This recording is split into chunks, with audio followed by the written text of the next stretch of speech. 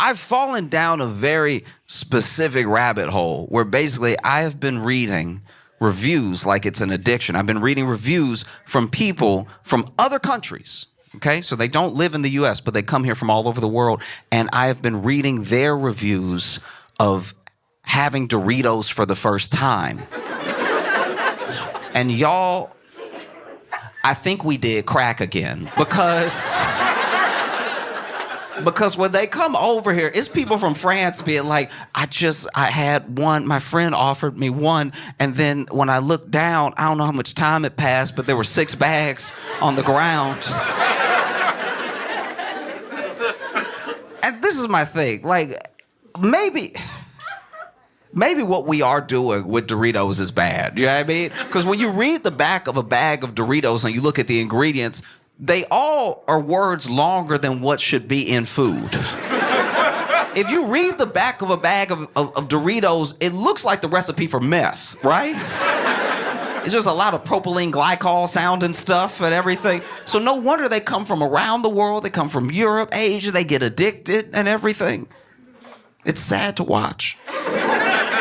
It really is, because then they're in the review, they're like, I just ate so many and I couldn't stop. And then if you're reading it as an American, you like, yeah. Like, this isn't exactly news or anything, you know? If anything, that's on you for getting 6 of the little bags. You should have got a family-size bag. You know what I mean? If it's just you eating by yourself, you get the family-size bag. It is fiscally irresponsible what you're doing right now. Just getting 6 bags of the little ones like you gonna stop or something. You can't control yourself. You're in it now. You know? And sometimes I see him. Sometimes I see him over. I'm like, you know him. You know him when you see him because you can check the fingers, right? You know? Let me see your hands. And you see the hands like addicted. What a shame. Because no other country lets their companies do to the people what we let the companies do to us as far as ingredients. Like, we're like, man, it's very good. It's so good. It is good. It's not good for you, and it does have a taste that should not be in a human mouth. And I can tell that because people who have been alive for a long time are like, I've been eating forever, and I've never eaten anything like this before. It's taken me to a place I don't know if I want to go to. And you're reading them, and you're like, how is it this serious? But then you actually travel, because like I've traveled around the world and stuff, and I've been to some of these countries that talk about the Doritos, and I can tell they're going to get addicted. Because when I go there and I eat their food, I'm like, yeah, y'all missing quite a few flavors. Your palate isn't ready. And you can tell that because you'll go to like the Netherlands or something like that, and they'll be like, oh, no, don't eat what we make. Go to like a Turkish restaurant or something. If you eat what we make, you'll die. Like, don't do it. We make cardboard over here. Your stomach not ready for what we do over here. We just boil the water and eat it. Like, you know? But I was reading, there was one dude from Poland who was like, I don't know what to do with myself. He said, I'm reading it, I don't know what to do with myself. I've had every flavor multiple times. A friend gave me some at a party. They always started like that too. Like a friend gave me some while I was at a party. They started with that peer pressure type stuff. And that's how you can tell it's drugs for them. They're like, my friend introduced me to Doritos. I was young and innocent. Now I've been running up and down town trying different flavors and stuff. And this dude from Poland was basically, this is like on a Reddit post, and this dude was pretty much admitting that he was extending his stay in the States to spend more time with Doritos. He's like admitting to the open internet that he is overstaying his visa to eat as many Doritos as possible. He is risking ever being able to return to the country. I live in New York, and sometimes I'm walking down the street. Sometimes I walk from show to show instead of taking the train and stuff. And I was walking from one show to the other, and I was passing this bodega. And outside the bodega was a dude that was over here like, you know, just standing there, doing one of these and everything. And I don't know, I've lived in some bad neighborhoods, all right? And when you see this, you know their day isn't going well, right? This right here, if you walk up on somebody and they're doing this, you about to be asked for a favor, right? Like, these are not the movements of someone that's just gonna wish you a good day, right? It's like, you're about to hear a story when you see this. And so I'm walking by, and as I walk by, he's like, excuse me, sir. And I was like, oh, that's different. What's up? How you doing? He's like, I was just wondering if you could spare $1 or $2 so I could get something to eat in there. And then I had a $5 bill in my pocket, so I handed it to him. He's like, oh, thank you so much. And to get some Doritos. It's like,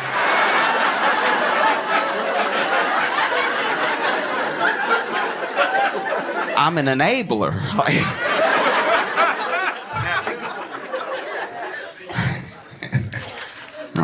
I've been very excited to come to Dallas and spend time with you, make you laugh and everything. I love coming here because I grew up in Louisiana, and so we would come to Dallas a lot. Yeah, didn't tell you which part. And I would visit, Dallas sometimes growing up and stuff, and the thing that we're known for in Louisiana and in Texas is just amazing food. Right? Things that will change your life, things that you won't forget, amazing meals of every type, Like, we're known in Louisiana for a lot of the Creole stuff, jambalaya and gumbo, everything like that. And then in Texas, it's a lot of the barbecue, a lot of good meats and everything. And then you see people in other parts of the country that will start a whole restaurant pretending to do what y'all do here, right? Like pretending to be the same. And then you'll go there. You might even walk into a, real Texas barbecue restaurant in Pennsylvania.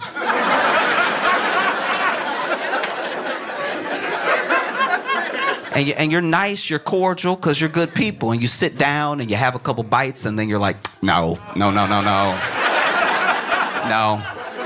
That was good. You tricked me. You got me to come in. That's good. I like what you did there. It's because you got the font right. You got the font on the... That's what got me. You got the print right on the awning. And, ooh, okay. Because this isn't Texas toast. This is fat bread. You did fat bread. You didn't do any... Oh, you won't get me again, but that's nice. That's nice. Got to give it to you. Wow. And that's the thing. Is that sometimes, you have food that people really believe in, but it is bad. It's just not good. Belief doesn't make a meal, right? And especially when I look online, it feels sometimes like we're lost, And I can tell that we're lost just because of what I see happening nonstop. Also online, because you have a forum, because people can comment, I see people say some of the most beautiful things and some of the most hateful things to each other that we know people wouldn't have the courage to say in person, right? Sometimes you're in person and maybe you want to tell someone how great you think they are, but you're worried about being embarrassed, so you keep it in or you just give them a thumbs up, whatever the thing is, right? But online, if you're never going to meet this person, you can really let them have it, one way or the other, good or bad, right? And so I've seen some really hateful comments that I know people wouldn't say if they were in person with the person, right? And when it comes to cooking TikToks, I think some of this hate doesn't go far enough. I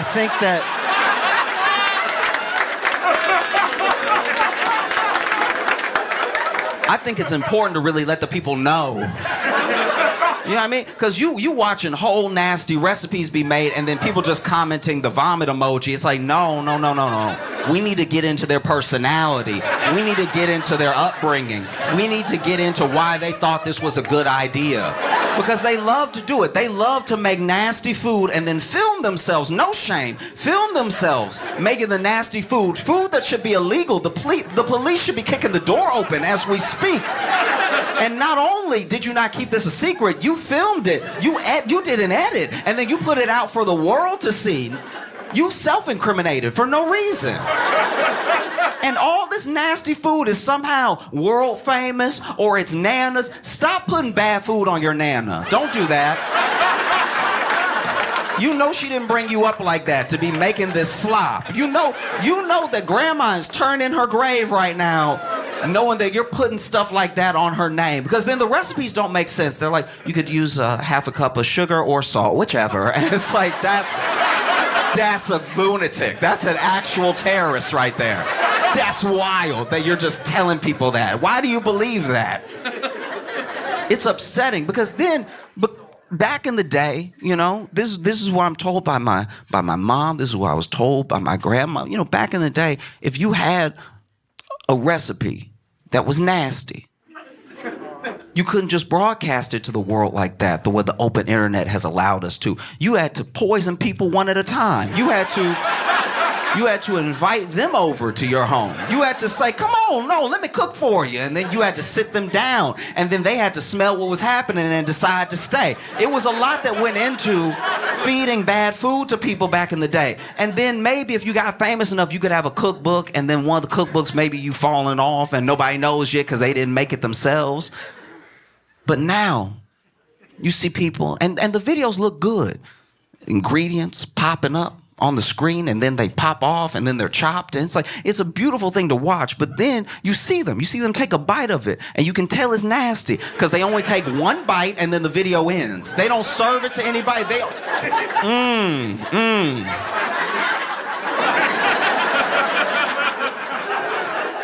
Because you know you've been invited to someone's house that thought they could cook but couldn't. And then you took a bite. You're a good person. So you go ahead and you take a bite, and you know when you take that first bite, okay, I'm gonna have to get rid of this. I'm gonna have to figure out a way. If there's a dog nearby, but I'm not gonna swallow. No, you're not gonna get me. You take that first bite, and they're like, how you like it?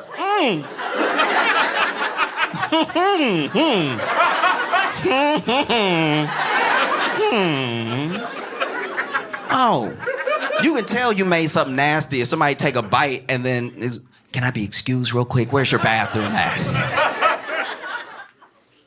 They just in that bathroom sweating, just like, what am I gonna do? It's a full plate. Oh, it's really horrible what people have done to each other.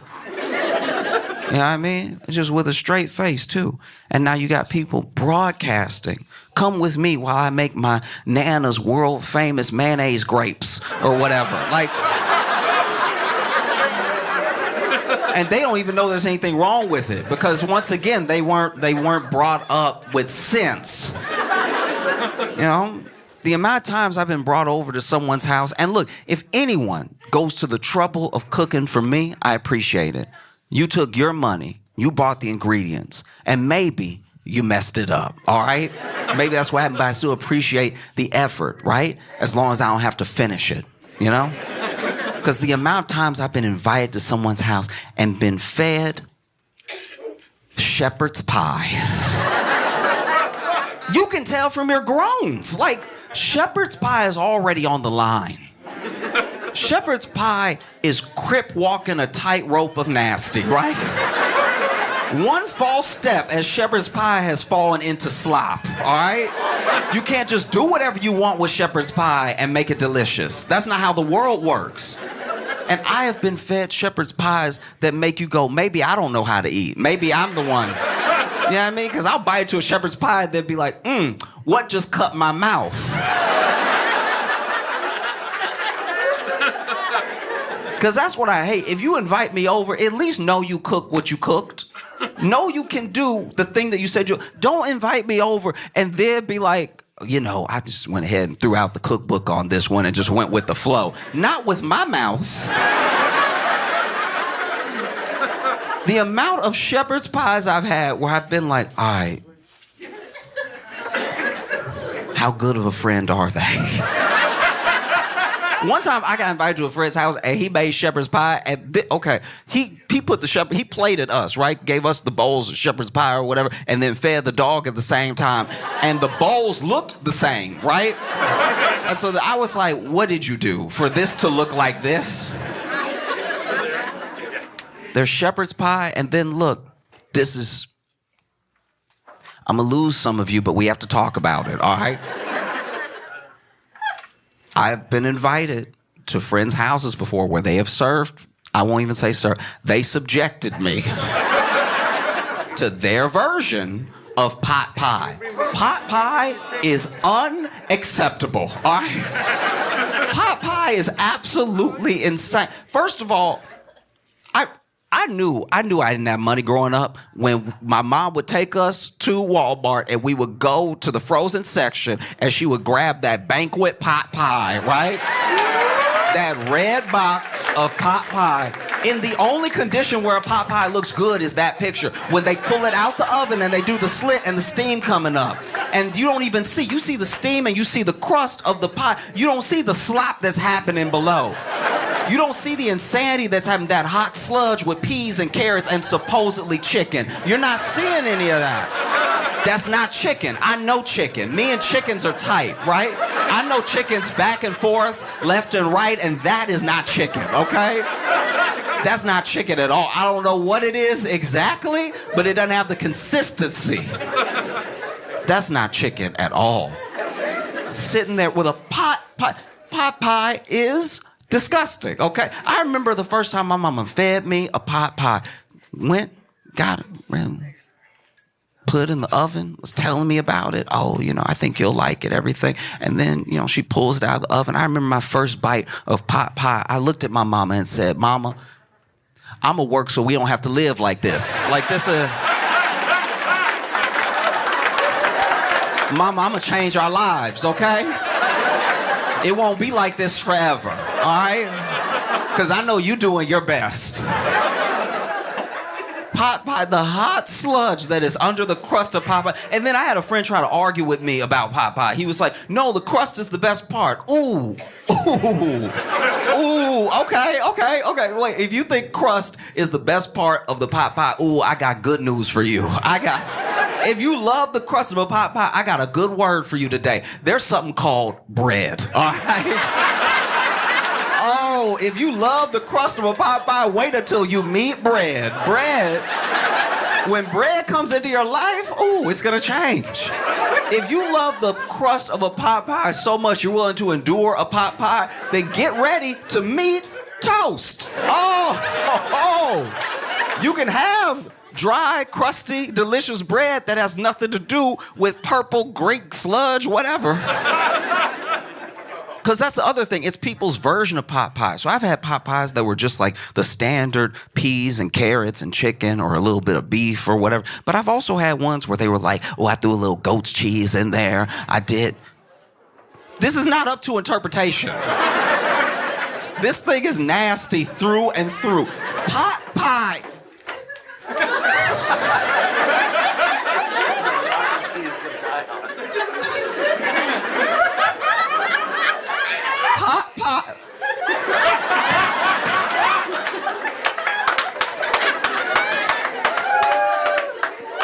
Pot pie is white slave food, all right?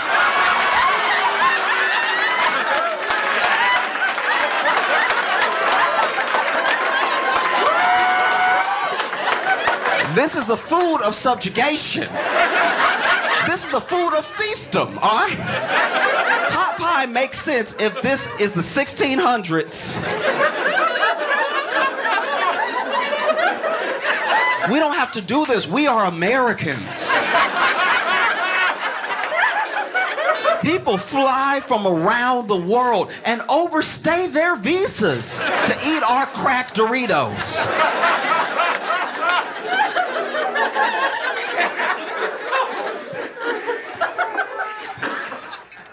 I've been watching so much news, which is depressing. It's like they don't tell you about the good stuff. You gotta go find the good stuff on your own. It does feel like, I'm not gonna speak for anybody here, but it feels like, for the most part, I think I feel the way a lot of people feel, which is a sort of disillusion with some of even the process of politics, because we've become accustomed, because we have more access to information than we've ever had, and because we at least see ourselves as more discerning than we've ever been, we feel like we can tell when someone is lying, right? And we've all known and accept that politicians lie. It's to the point now where we don't even really judge who we vote for off of who lied the most. We judge it off of like how many people accidentally told the truth. You know what I mean? Like you look down the ticket and you're like, he got caught in that hot mic. I like that. That was a good one. You know, and I get it. It sucks not just to be lied to, but to when you're lied to, you know, and when you figure it out, you see the manipulation that was at play. And if someone's trying to manipulate you, they don't respect you. They don't care about you. You know what I mean? Even when they say they're doing it for your own good, it's like some of the things, let me decide, right? So we don't like when our politicians lie to us, but I don't know if we really want them to tell the truth either. Imagine a local politician, or maybe your country's representative coming to you and just being like, no, we're it's bad. It's bad. I don't think we can recover. This is beyond repair.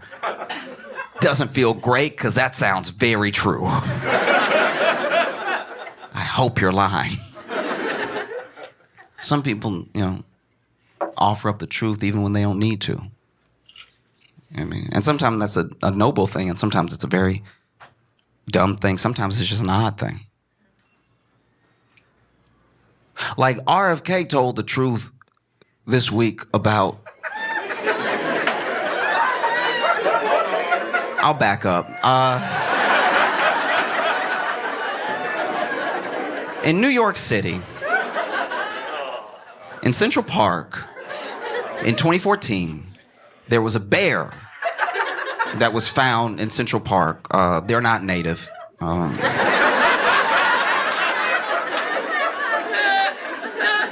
There was a bear that was found in Central Park next to a bicycle, right? And no one understood what happened. The police looked into it. The police couldn't figure it out. The internet sleuths couldn't put anything together. It was a genuine mystery, a decades-long mystery up until this week.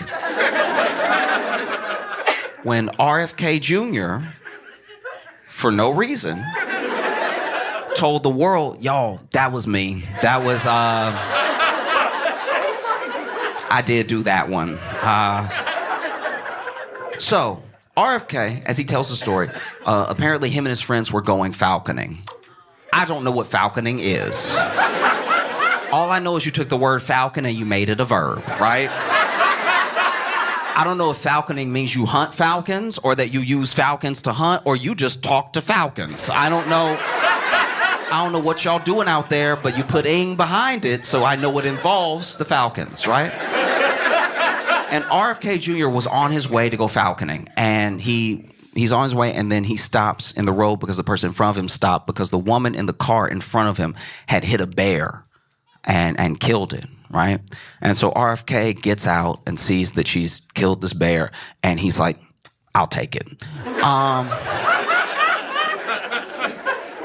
Which is interesting, right? That's probably one of the last things I would have guessed you'd say when you see a dead bear. And so he takes it, he puts it in his car, and then he goes falconing with his friends, and they're having a good time. I know we're talking about RFK, but for a split second, I want to focus on the woman that was driving, right? Because there are a few shocks that she had to get over within her day. One, you're driving. You're just a woman in the world living your life, and you're driving, and then something runs out on the road in front of you, and you hit it, right? And that is a car accident.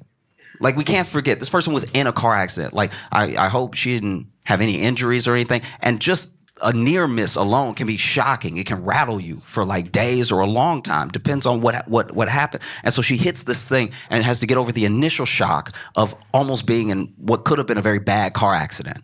And then she gets out and she's like, what did I hit? Was it a deer or something? It wasn't a deer. It was a bear, which is specific. I don't know anyone else it's happened to. And so you get out of the car and you're standing over this bear that you've just hit, and you're also, wow, I was almost in an accident, so I'm shocked, my heart is racing, it's sad, I've just killed this animal. And then RFK Jr.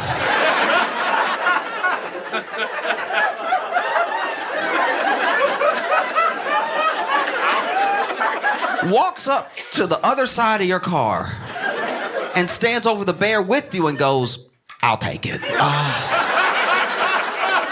Like you were selling it at a yard sale. And so RFK Jr. went falconing with his friends, and they were falconing for a while, apparently. According to him, they were having a great time. So I don't know if the birds were extra talkative that day, or I don't know what was happening. But they were like, you a falcon, you a falcon, you a falcon.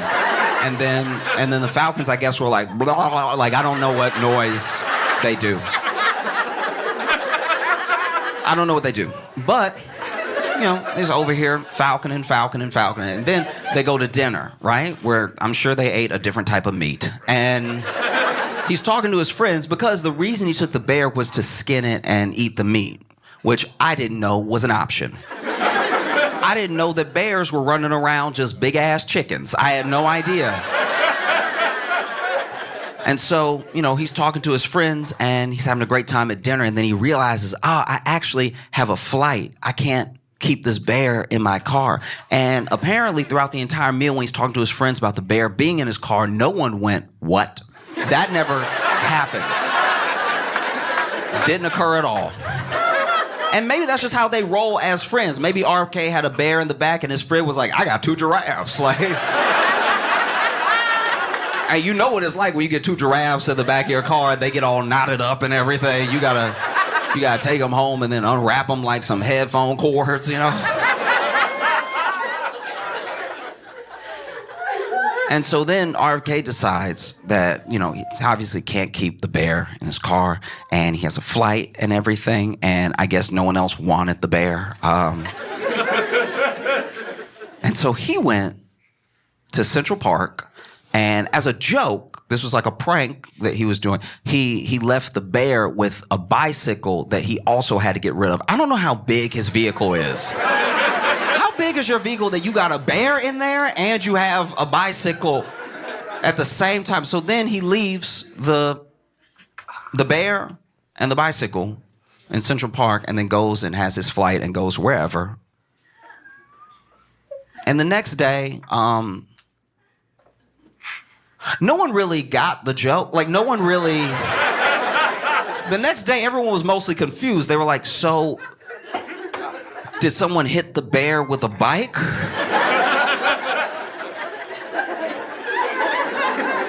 Or was the bear riding a bike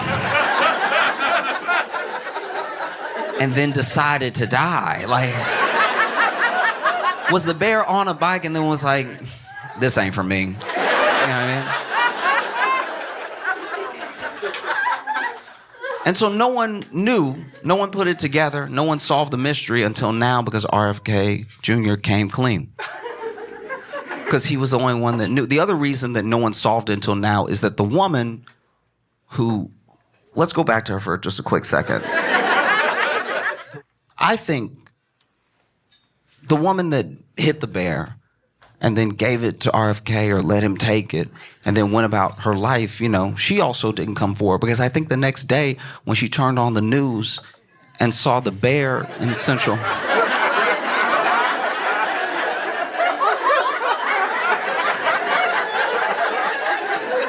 she had to have been like, nah.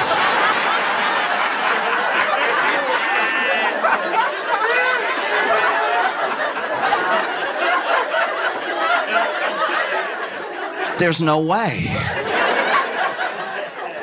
I like to think that from her perspective, she hits the bear, RFK takes it, she goes about her life, but then the next day, she thinks that RFK thought that he needed to make it look like an accident. Like...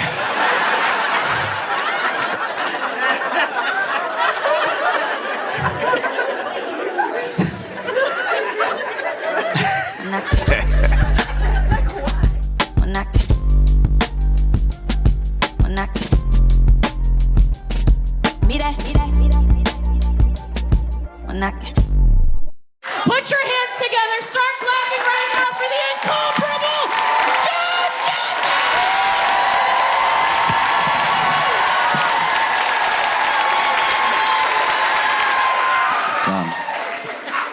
I've had quite a week still trying to distill all of my thoughts and feelings around presidential debate.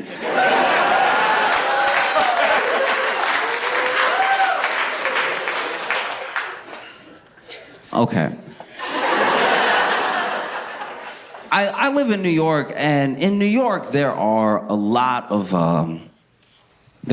parks, and in some of those parks you'll see, it's like an iconic thing about New York, that there'll be somebody playing chess in the park, right? And sometimes they're just two old men playing chess or checkers. Sometimes it's somebody that's like, hey, I'll play anybody, I'm practicing for a tournament. And a lot of times it's somebody who's playing chess, but they're playing for like money. Like, you put 5 down, I bet you can't beat me, and I'll put 5 down, and we'll see. And then, you know, speed chess as well. They got the clock next to them, bow, bow, bow, right? And I've played before, and I'm not good at chess. And it's crazy how fast you can lose. Sometimes I'll be playing chess in the park, and he'll be like, checkmate, but it sounds like there's no way. Then I'll grab, I have a chess book, and I'll look at the board and look at the book. Like, damn, okay. That wasn't that many moves. I don't know what else I was supposed to do. You know? And I don't know, I feel like watching the election and watching the debate felt a lot like that. It felt like bad chess moves.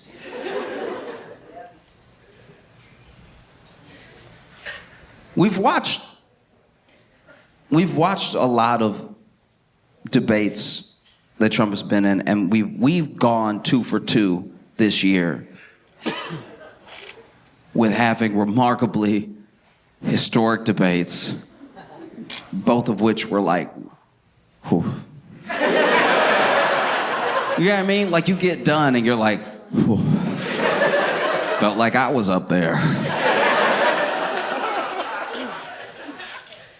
And there was a moment in the first debate that was echoed in this debate. There was a moment back when Trump was debating Biden, and I've talked about it before, where there's a second there where Trump looked at Biden, and for a split second, he wasn't trying to be president. He wasn't even trying to debate. He was literally like, hey,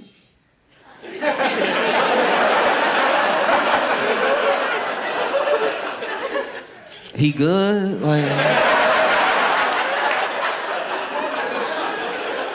no, y'all, stop.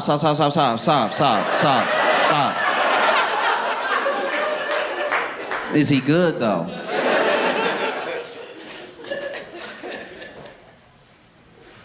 It was a different tactic than we've ever seen before from Kamala debating Trump, because she debated him the way that I think a lot of us might debate him. You know? I'm not gonna speak for anybody in here, anybody listening to me. I don't know if you're like a political analyst. I don't know how involved you are with politics, but she debated him the way that I think we debate him sometimes in our heads, which is to be like, what did you just...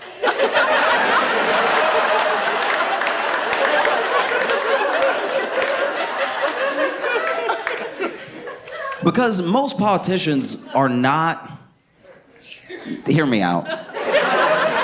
Most politicians don't behave like people.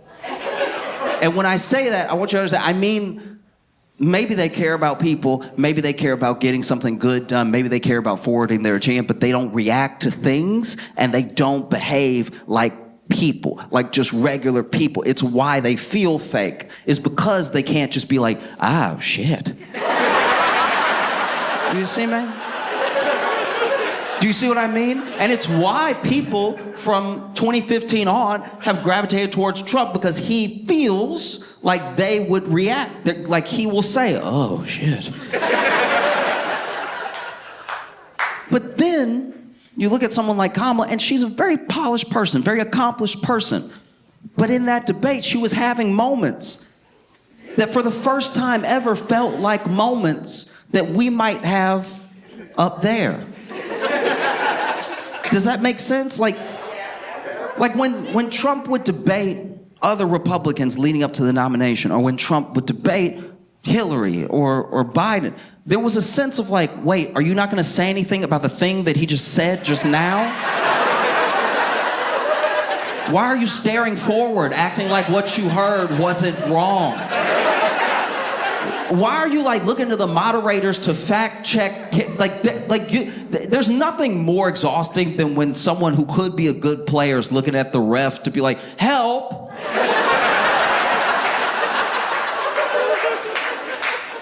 You know what I mean? You say he's lying right now. Like he just lied now, so say it now. Don't later be like, and then they didn't even help. Do you see what I mean? We've watched it happen. We've watched, he was in those debates. Republicans did not know what to do with this man. He was over there telling Ted Cruz to his face, your wife is ugly.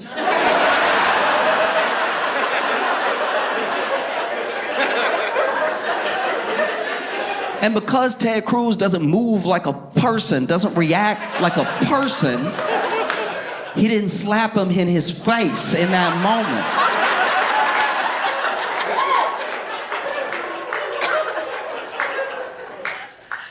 No, Trump has shown that the American people were ready and willing for someone unorthodox. You know how much he would have surged in the polls if he had walked over from his podium and was like, what? And then slapped Trump in his face.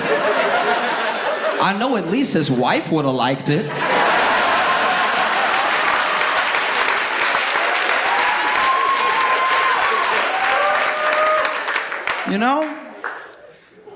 I don't even remember what he said about Marco Rubio. I just remember Marco Rubio looking littler and littler every day.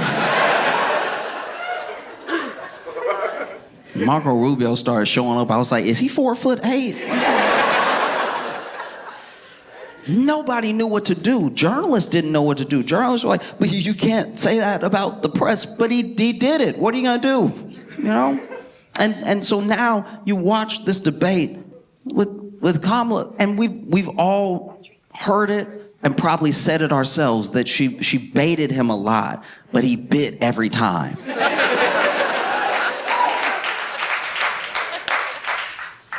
And this is my thing with that, is that decorum aside, don't you want someone representing you that could maybe let something slide?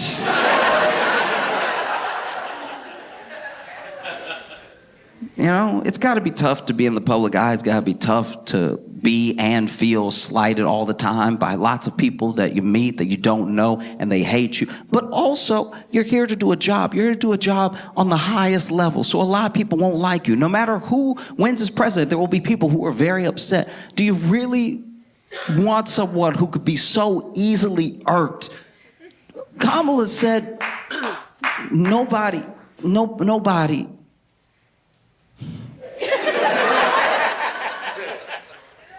Kamala said that people leave his rallies early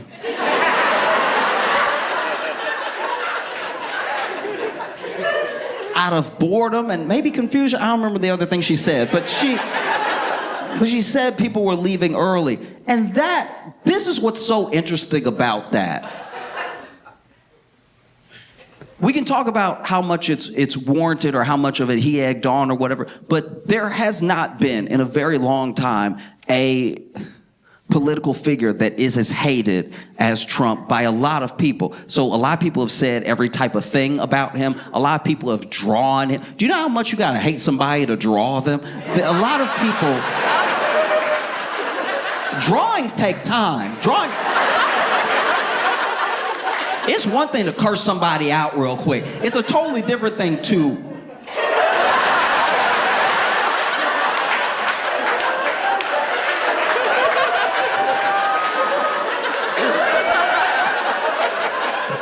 No, wait, I'm getting his ass.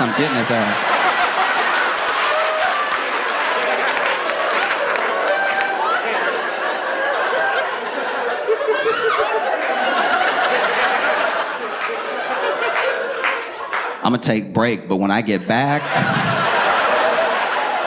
he about to get it, all right? So all manner of things have been said to and about him, about himself, about his family, about how he behaves, about how he actually feels, about Americans in America, all of it. But this thing hadn't been said. And it turns out that this was the thing to say. This was the thing. If you're talking about feelings, this was the thing. And that's it. Look, as someone raised by black women, don't.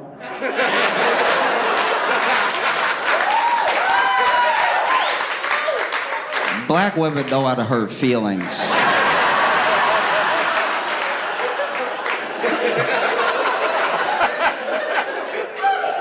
Only a black woman would be like, no, go to his little rally and see him.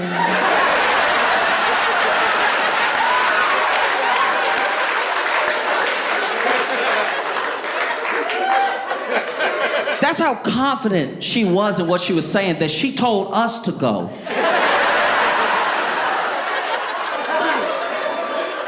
She was like, look, I'm gonna do something I wouldn't normally do. Go ahead and go. You'll leave early, don't worry.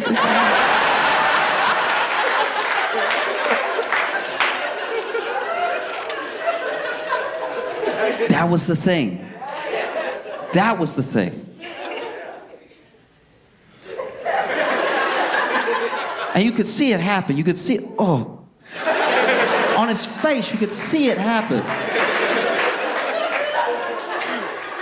This dude who has held the highest office has been called a traitor. He's been called a Russian asset. He's been called all manner of things. But this was the thing. And it's because deep down at his core, even his supporters will admit that deep down at the base of who he is, Trump is an entertainer.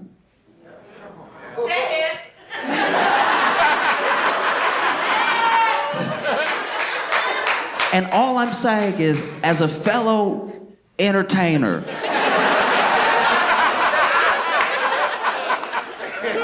if someone had said, Josh, people leave your shows early.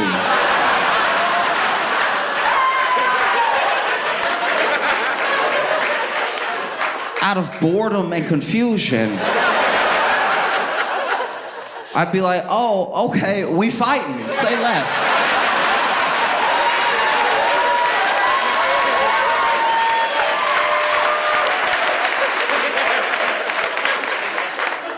This was the thing.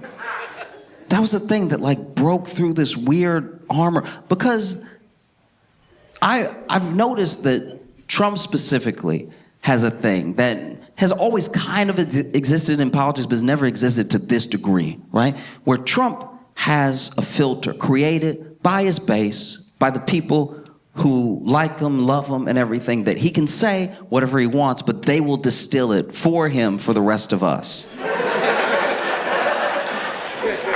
He'll say whatever, and then they will be like, what he meant was.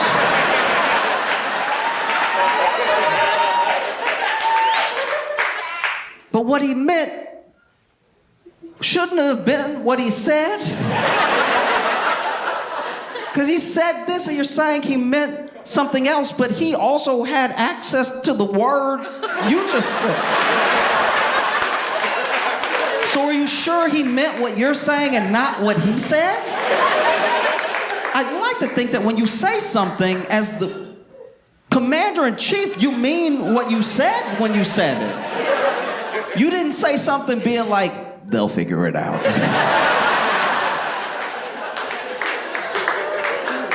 And because he has that filter, because that sort of buffer exists between him and like sound arguments and logic.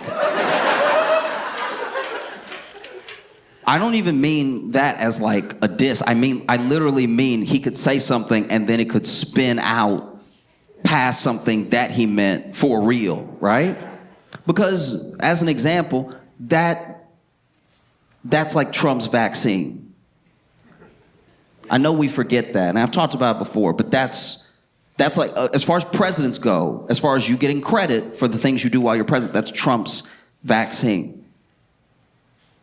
But when he tried to say, guys, we did it, we have a vaccine, and his audience booed, he realized what it's like. Oh, I don't necessarily control what goes out, even though I said it.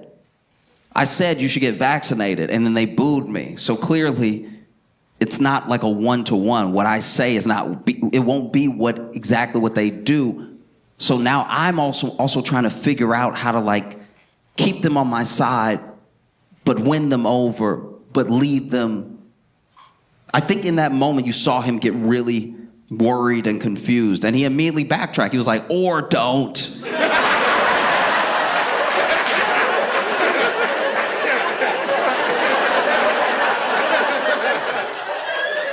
And I said all of that to say that the screen, the buffer, the thing that he usually has, I'm not saying he lost it for good in this debate, but he did lose it a little bit. Because I grew up in Louisiana, and I know people who are like hardcore in the MAGA movement, like people who are like, no, Trump is the guy, he is gonna fix everything, right? I've grown up with these people, and we know each other well, and this was the first time that they were like, that wasn't great.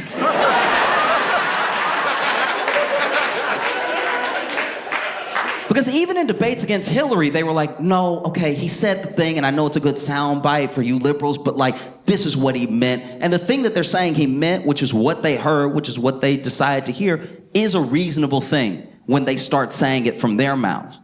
So now I'm like, oh, okay, if that's what you think, that's what he said, then I can see why you're still like really gung-ho while I'm more put off by what he said, you know? But this was the first time that there was almost like a shared language. There was like a shared reality around like, what's happening to him right now? And he started to spiral, and he said, hey, look, they asked him a question. I can't remember if it was about immigration or the economy, but they asked him a question that should have been a layup for him. And he was still like, can I address the rallies for a second? Which, as a fellow entertainer, I understand. If someone had said that to me, I would have also been like, hey, listen, let me explain, all right? It was a Friday late show. They were tired, okay? You can't put that on me. And he said, can I address the rallies real quick? Because people don't go to her rallies, all right? They don't go to her rallies at all. The people that go to her rallies, she got to bust them in, and then they don't even have fun while they're there. She doesn't have any snacks. Now I'm paraphrasing, but like...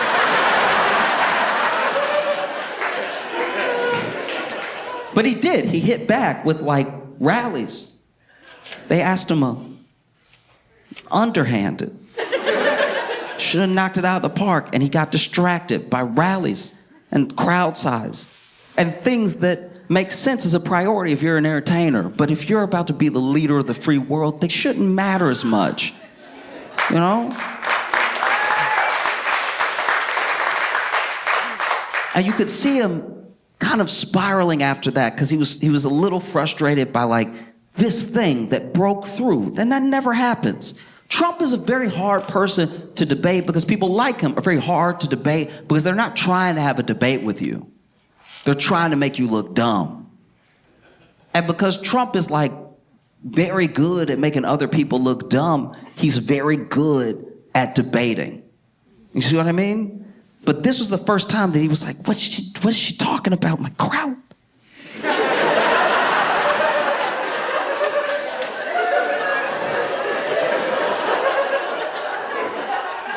And so, you know, he had a bit of a spiral. And before you know it, he was like, look, they're eating the dogs.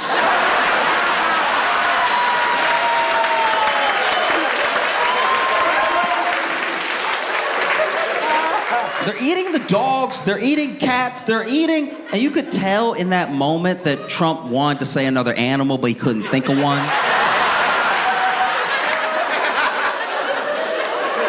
Because he says pets, but pets is off rhythm. If you go back and watch, it's like, they're eating the dogs, they're eating cats, they're eating... And you can see for a split second the wheels turn of, he's like trying to think of, they're eating the bird. No, we all eat birds.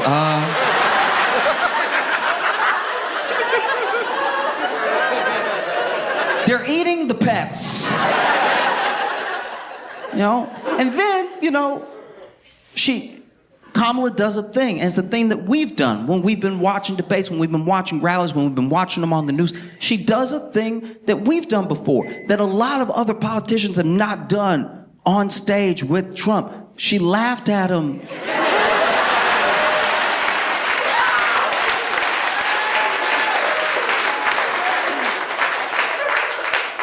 And I think there's context to that laugh, because I'm not trying to get too, like, I don't know, like too much of a deep dive into it, but like there's context with that laugh, because she's not laughing at him, she's laughing at what he said. And that's really different. It's one thing to say Trump is a joke, and Trump is a joke, and you could make the argument that the reason Trump became president was because Obama made him a joke. Do you remember that? Do you remember that? Obama made fun of this man and he just sat there quiet, you know? And then years later, he was like, peaceful transition of power, huh?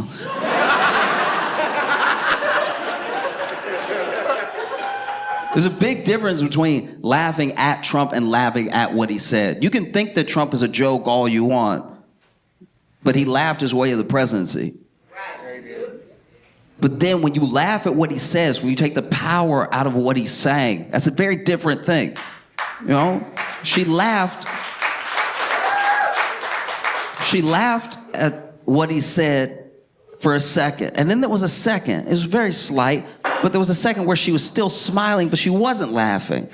And then there was a second where she wasn't smiling and she wasn't laughing, and it was reminiscent of like,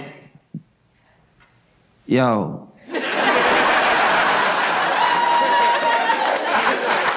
Yo. No, wait, yo. You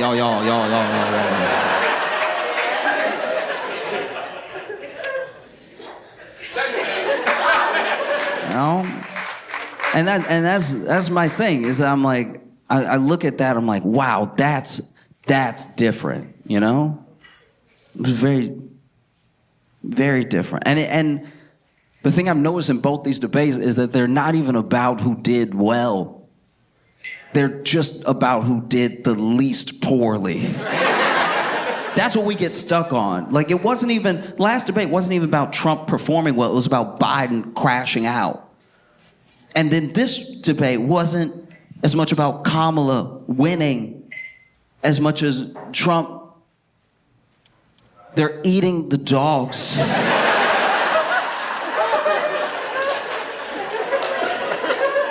They're eating the cat. They're eating flamingos. They're eating the pets. No. And it was the first time in all the times that he's debated that Trump looked 78. Because he's 78. And he's got a lot of energy, so we let a lot of those years slide. We don't feel like he's 78. You know what I mean? Like I've known grandpas like Trump. I've known grandpas that were like, oh, he's got so much energy and he's so spry. And he's eating a lot of fast food. But he's 78. You know what I mean? But I guess this is one of my main things about it, is that like, it was the first time I saw him look out of his element on like a really important moment, you know? And I don't want people to think that this is like, that's it. That's all that needed. Not at all. It's harrowing how little it actually moves the needle. Almost everyone feels the way they felt before, even after we saw what we saw. And we agree that it didn't go well for one person. But we're still like, nah, I'm still gonna go the way I was gonna go. That's interesting, you know, that after all of this, they're like tied. wow, they're tied. In lots of places, they're tied.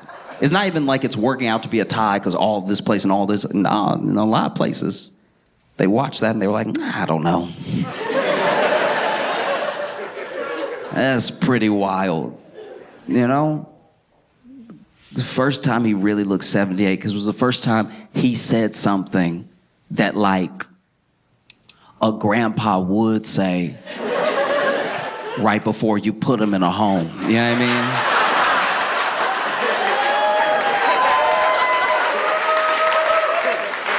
Because be honest, if you let a lot of stuff slide as like a child or grandchild, and then grandpa been living by himself, but if one day out of nowhere, and you haven't seen where he saw this on the internet, he just walks up and he's like, they're eating the dogs.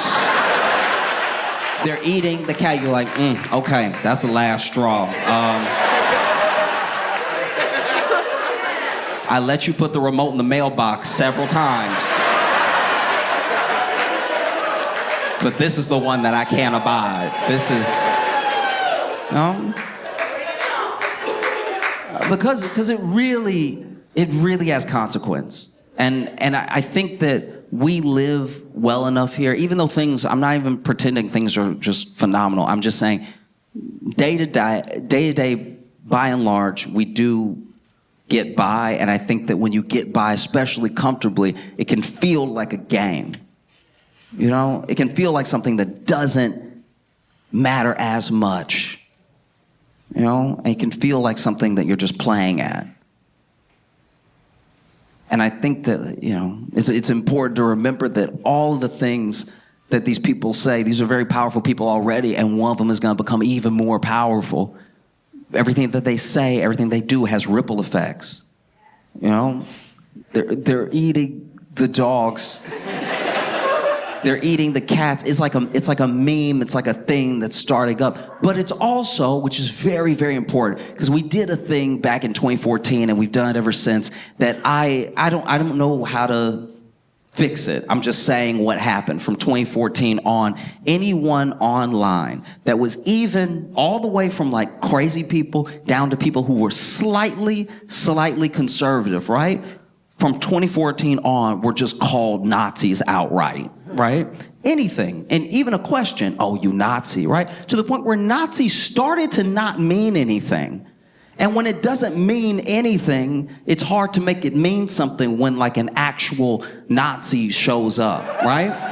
And I want to be clear here. The thing that Trump said, it is a lie started by a neo-Nazi. I don't care how many people on Twitter try to find something to make it make sense after the fact. It's a thing that a guy said at a community meeting where he was specifically targeting the Haitian community, and he said that we will not be safe the more Haitians we let into it. That's also the other part of the soundbite. Outside of the dogs and cats, this dude was specifically saying, and he gets kicked out of the community meeting. That part also didn't make it into the viral clip, right? And so when people are saying, well, I saw, and they have these fourth-hand accounts of like my brother's, sister's, uncle's girlfriend has a cat that's missing. And they try to put stuff together. There's even a video going around of some people cooking a cat that's from a year ago and not in Springfield, and then that became like evidence. There's another picture of a guy that was walking with two geese that they said he was on his way to go cook, when actually it was found out that this dude was pulling these geese away from a car accident where they got hit, and that he's probably not Haitian. But even so, death threats, bomb threats, all of this horrible, horrific stuff has been happening to the Haitian community to the point where apparently, maybe this isn't true, but apparently even the person in the Facebook group that first posted about, oh, my niece's cat is missing, and thinking, she has even come out and been like, I never meant for it to turn into this. That was just a Facebook post. Maybe she was having a goof with a friend. She didn't think it would come out of the mouth of the former president in a debate where he was flailing. So all these things have real consequences. It's not a game, and we are not chess pieces, you know?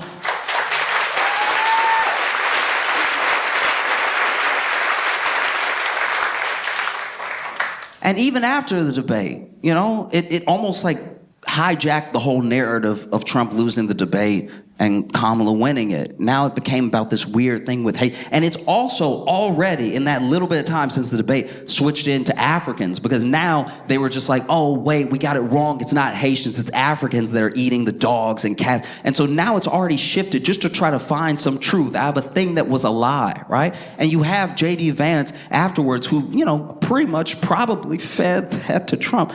And he's sitting there talking to Collins in an interview, talking about, okay, whether we find out that this is somewhat true or only a little bit true, was not willing to call it a lie, right? He says that, you know, we don't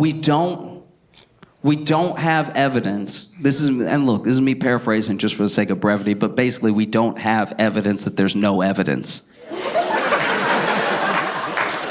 And the thing that is like so brain broken about that logic is that it creates a tidal wave of insanity until you can finally make something that you want to be true, right? Because it could ruin anybody's life. For instance, when you look at J.D. Vance, there is no evidence that there's no evidence that he didn't bang a couch. Do you see?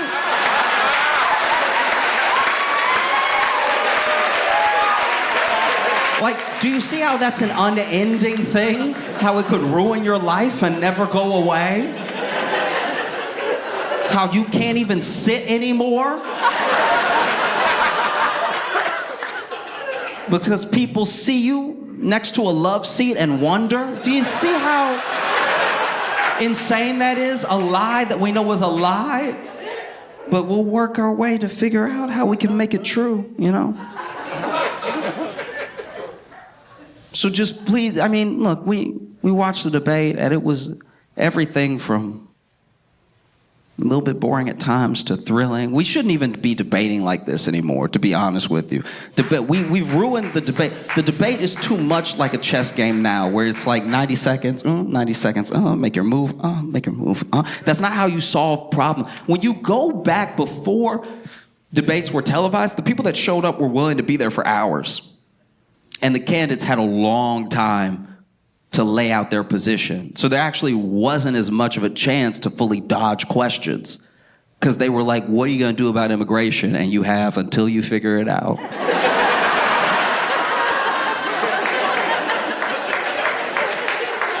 But when it's 90 seconds, you can be like, what are you going to do about immigration? Well, I believe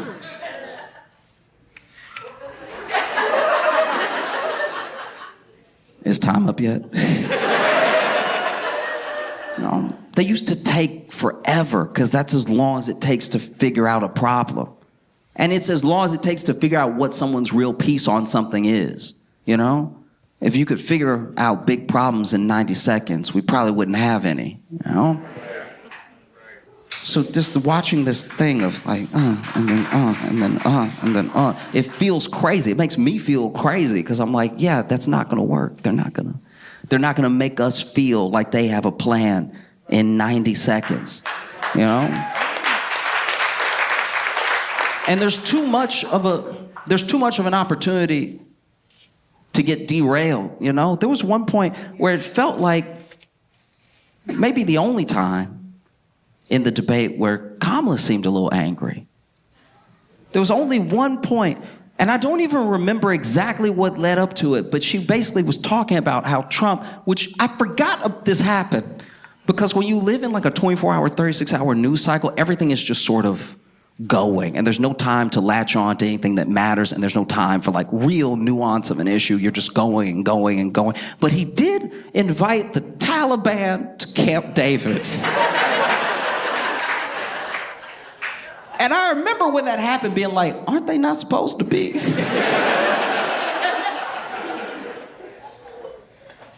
The Taliban. Okay.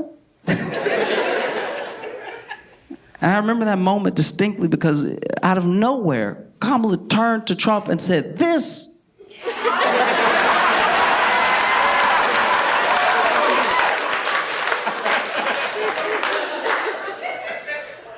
And you can tell she's trying to find a word that won't get bleeped. And I know it because she had to reset. She actually closed her eyes for a second. This...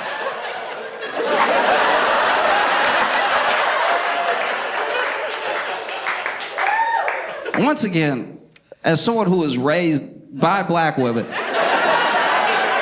anytime my mama looked at me and went, "You,"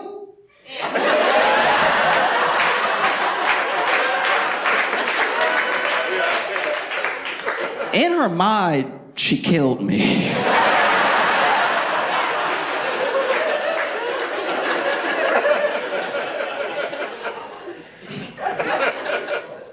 You know, in her mind, my life flashed before her eyes.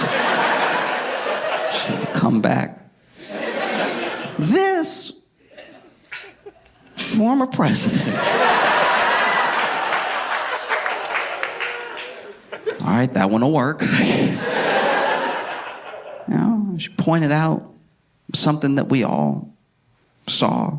We just didn't seem to remember. Or maybe it wasn't that big of a deal at the time, you know.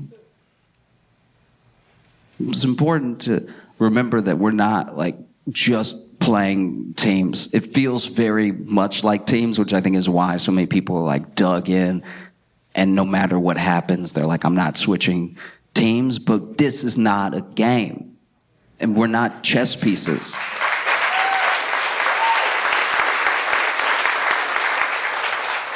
You know, it's very important. You register to vote. It's very important that you go vote and everything, because it's not going to be won by memes. You know, you can't like internet your way to fixing everything. You know, because I don't know. I don't know how everyone in this room feels or anyone watching feels. I just know that like I just want to feel comfortable with who is representing me out in the world and in front of the country. I want someone who is willing to maybe move a little bit like I would move. Maybe play chess the way I play chess. And I'm not even good at chess. You know, I just, you know, we all, everyone, no matter where you fall on party lines or anything, everybody wants somebody with a plan. And they asked them.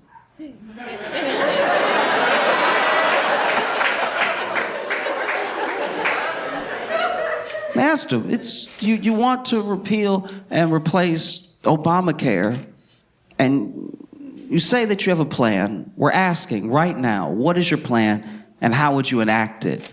And he didn't answer the first time. But when they asked again, they were like, after 9 years, what is your plan to repeal and replace Obamacare? Because I need to be clear here that like, if something is a good idea, a really good idea, I don't care what party it comes from. If something is a smart idea, because I am not playing teams, because I don't feel like this is a game. This feels very real. The things that get said in a presidential debate that are funny, that are a joke for a little while, lead to death threats and bomb threats in real life. All of this is real. So if somebody has a plan and it's a good plan, not only will I hear it out, I might even help them try to make it happen, because it helps a lot of people and it gets us somewhere, right? And so they asked him, after 9 years trying to repeal and replace Obamacare, what is your plan? And he was like, look, I have concepts of a plan.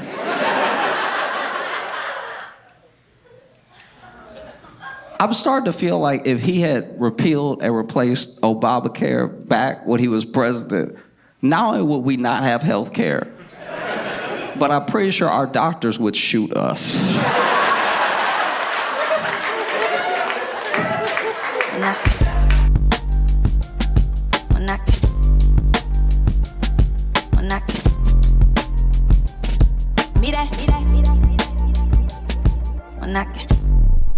Do you think it's weird that we put serial killers to death? No? Okay. It's just... No, just hear me out. I only ask because somebody got to kill all them and it's usually the same person.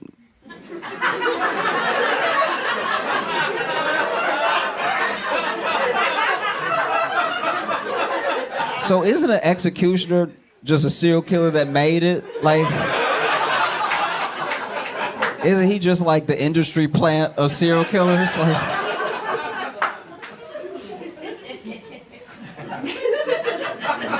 maybe not. I'm just asking questions. Okay.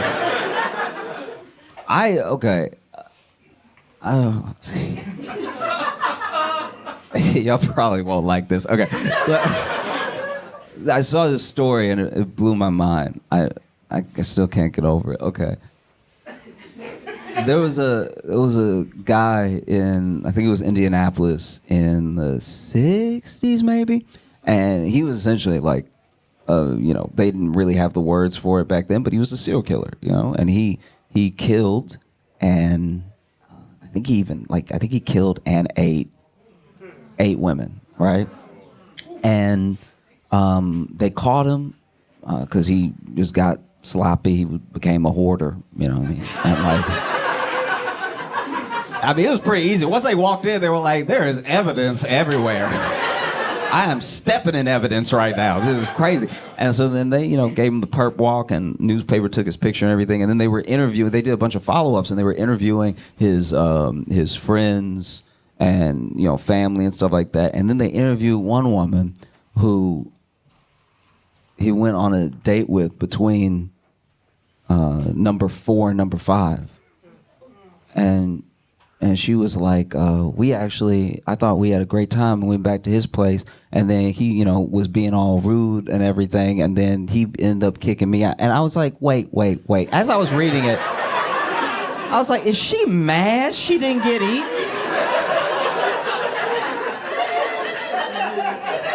It's hard to get context through text sometimes, but she just sounds so indignant. I'm like, wait. She doesn't even sound like, oh, thank goodness. She's like, what's wrong with me? Like, why? Like,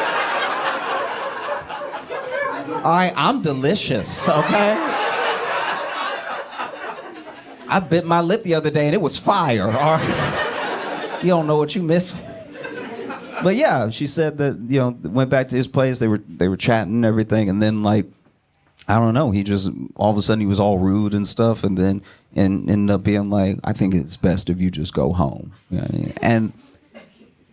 And there was a part of me that was like, look, maybe they were having a great date, great conversation, and then whatever was so special about this woman, he was like, I can't do it. I can't. She's too good of a person. Like, I got to get her away from me. Let me be rude. Let me just kick her out, something like that. Save her from me. But then the other part of me was like, no, I think this is the most annoying person that's ever lived. I think this dude is a serial killer, and he brought this woman home to kill her, maybe eat her, and then she just, at a certain point, the conversation's going so poorly, he's like, I can't even eat this bitch. Like, this.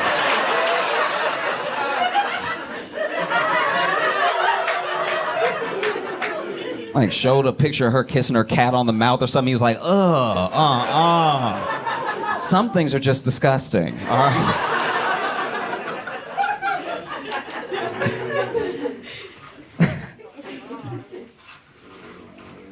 Sometimes I really worry badly that we're like, as people, that we're lost.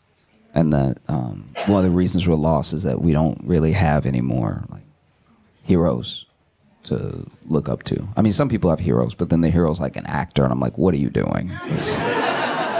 You want to be like the guy that pretends? You know what I mean? And just I was thinking about it for a while over the weekend. Because what we used to have was very little access to anyone we considered a hero. And because of that lack of access, if you really wanted to know about this person, if they became famous enough in their own lifetime, there'd be a person that came, a writer that came and followed them around for years, maybe decades, and then they wrote a biography. And we didn't even give a second thought to how biased it probably was, or how much the writer may have come to love this person. We were just like, okay, wow, what a great human. But that's a problem. I don't even think that everyone makes it seem like Gen Z or Gen X or like millennials, all this stuff like that are so different. I don't think we are. I think every generation of people has always been hopelessly human. And now we just see all of it. That's what's so scary now, is that there are great leaders that may not get the chance because we already saw them not be like worthy. You know what I mean? We find out a lot of the stuff we find out about people now that we think are great after they died. And now we see all the stuff, we see all the mistakes happen in real time, and it makes people harder to follow. Do you really think you would have followed MLK if he did the Tide Pod Challenge?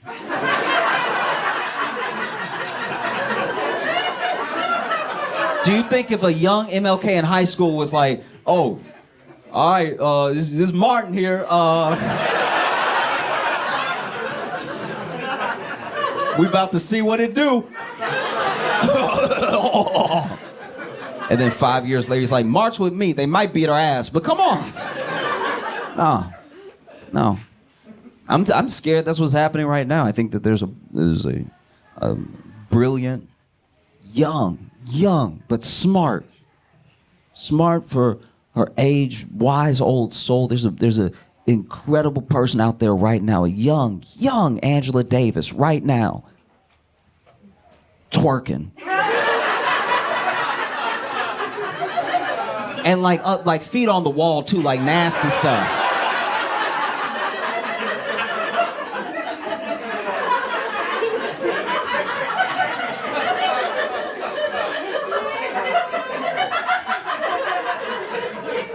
And then 20 years from now, when she's ready to lead a revolution, there are gonna be people that are like, this you? This you with the booty? It's like, yeah, it was a different time. It's like, nah, I've seen it now. Yeah, this was tough. That's what we're all like. That's what's so scary. It's like, that's why it takes so much faith to follow a person, but it's hard to have faith when you've just been exposed to all this stuff. I'll tell you what, I was in a TSA line behind someone. I won't say who it was, but it was someone who I respect very much for her work, right? And this didn't change how I felt about her. It's just what piqued this idea in my head, okay? She was in line ahead of me in TSA, and both of our bags got flagged, right? And so then they were doing her bag first, but I was standing kind of like near her because my bag was next. And I was like looking at my bag being like, what did I do? You know what I mean? Because when they flag it, you're like, I don't own a gun or anything, so like, what could this possibly be? And it's always water. It's water every time. It's water. Every single time it is water. But in my mind, I'm like, okay, there's no way I could have let my box cutter fall into my backpack. And also when your bag gets flagged and you're just like black, you do just start wondering what could happen. You're like, all right, but could somebody have put something in my bag while I wasn't looking? Or like, start adding up the jail time and everything. So I'm standing next to her, and then they open up her bag, and there's a buzzing, and so the guy is like terrified, right? Because as soon as he unzips the bag, because at first he's like chill, he's like that deadpan, like, are there any sharp objects or things that could hurt me when I put my hand in? And she was like, no. And then she's like staring at the bag while he's unzipping it, and then there's a buzzing, and the buzzing is like really strong, and it's buzzing so hard. Now he has to look, and he's like, do you know what that could be? And she's like, no, I have no idea what that could be. And she's like, my alarm is on my phone. I don't know what that could be. And so now this dude, and this is where you could tell that TSA doesn't get trained. They don't get trained for the bad stuff to really happen like that. And so then TSA, this dude over here, the bag is right here, right? This man puts a back foot, he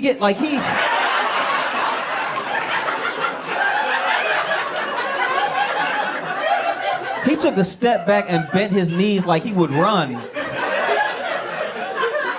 I'm like, but then what are we supposed to, because you're not telling us to back up.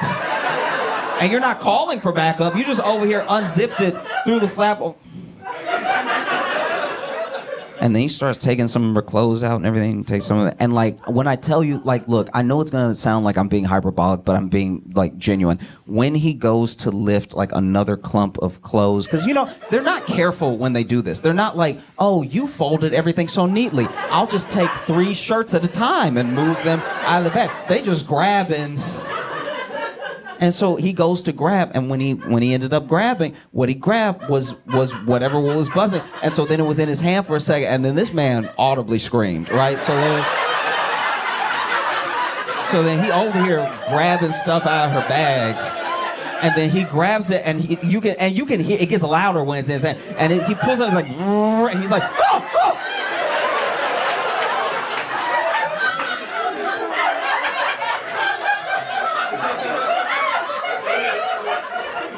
And then this vibrator went to town on that table. I've never seen, because it wasn't, okay, I don't know how she used it. This seemed like, maybe I'm just vanilla, but I wouldn't be able to handle something like this because it was jumping on, so it wasn't just moving along the table. It wasn't just, this thing was fully like,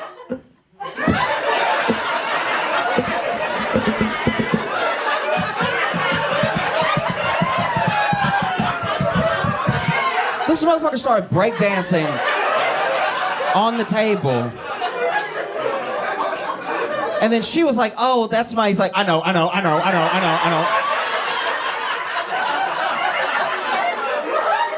And now he got his gloves, but then even with the gloves, he seems scared to touch it, right? So then he gets it and like, I'm not acting like I would have known how to turn it off right away. But this really was getting away from him. Like, it really was like he finally grabbed it and he over.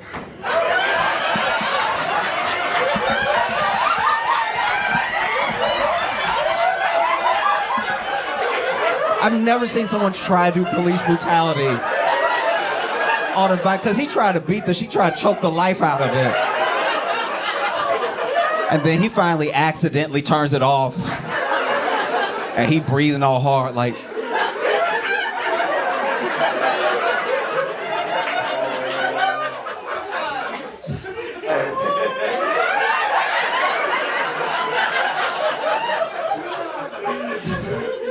is there anything else in there?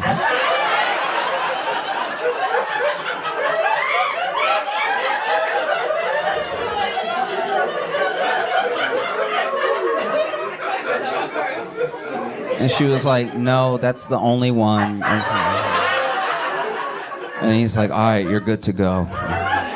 Puts in, then and it did make me laugh at the moment. Like, so not only did he put it back in the suitcase, but then he really like put her clothes back like he was trying to kill it. Like he was.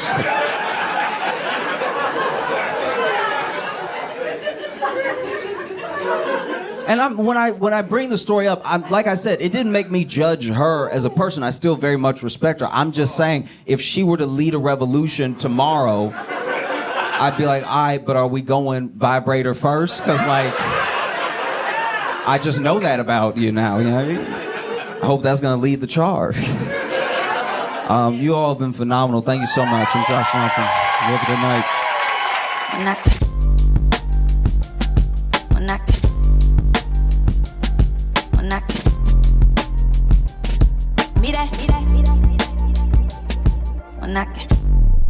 Hey, we are at Side Splitters in Tampa, Florida, and it's about 8:02, and I have forgotten the hoodie.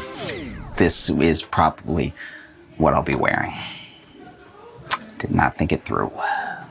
So Manny was nice enough to go back to the hotel, but he may not make it in time because he is 8 minutes away. I am going up in 8 minutes. Logan's up right now. Oh no, this is my jacket from, I think I was 14 or something. This used to be way too big for me, and now it kind of fits. I mainly just wear this for the warmth. Wait, hold on 1 second. It looks like he's pulling up. 1 minute.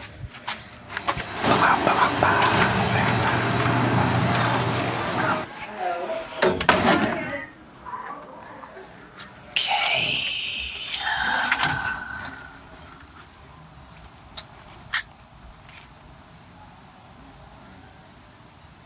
Uh-oh.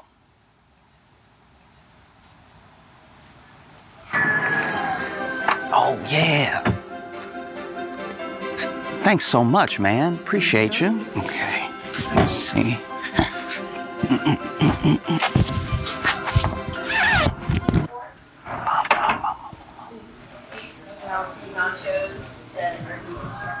Yeah, he was just the newest correspondent on the Daily Show. When Mr. Start clapping, make some noise. Let's hear it for Daryl Jackson!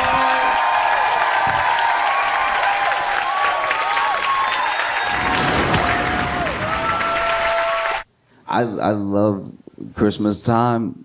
It's one of my favorite seasons because I love the gift giving. You know, because I'm not good at giving gifts. I'm not. Like, I put a lot of thought into the gift.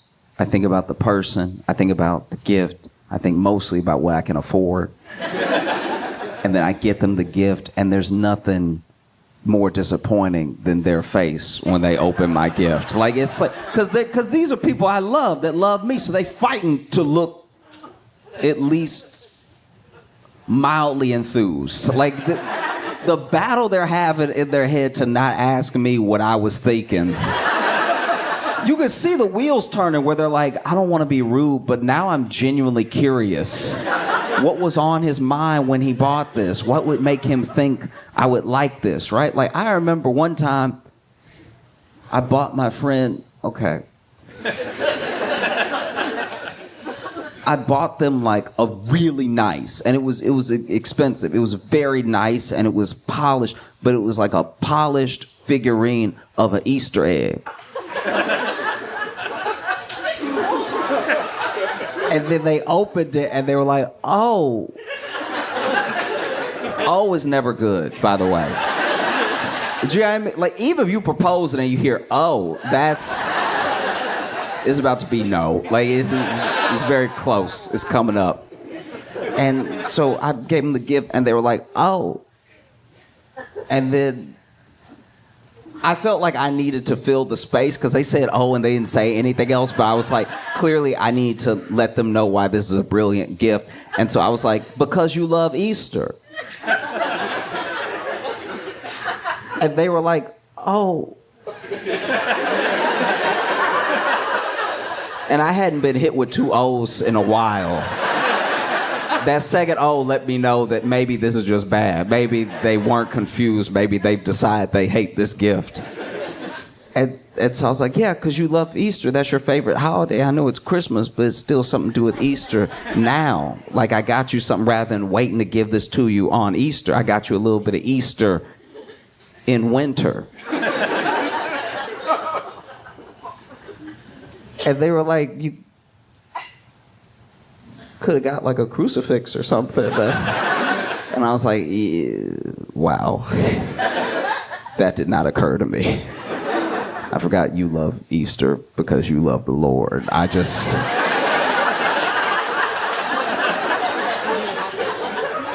thought holiday egg. Let's make it happen. And so I don't always get the best gifts, which is, fair enough, which is why I love going to other people's Christmases. Like when I was in college, I would get invited to spend the holiday if I didn't go home to visit somebody else and spend Christmas with them or something. And it was nice because I got to watch other people be bad at giving gifts. And it's just nice to not feel alone, I went and had Christmas with my buddy one time, and family was all around, exchanging gifts and stuff. And everybody was bad at giving gifts. It was a holiday miracle. Dad got the mom some gifts, and she opens it, and she lifts it and shakes it a little bit. Oh, it's heavy. It's heavy. Unwraps it, and he got her weights.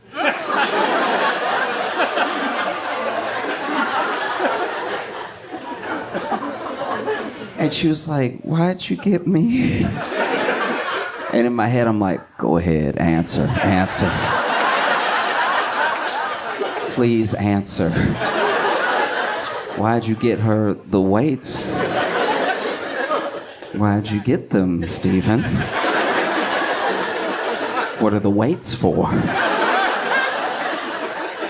And you can see the flicker in his eyes where he's like,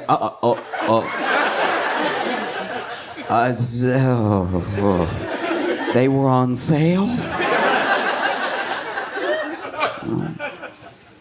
But it was fair enough because then he opened her gifts and she got him look, you think the weights are bad? This woman bought this man 50 Shades of Grey.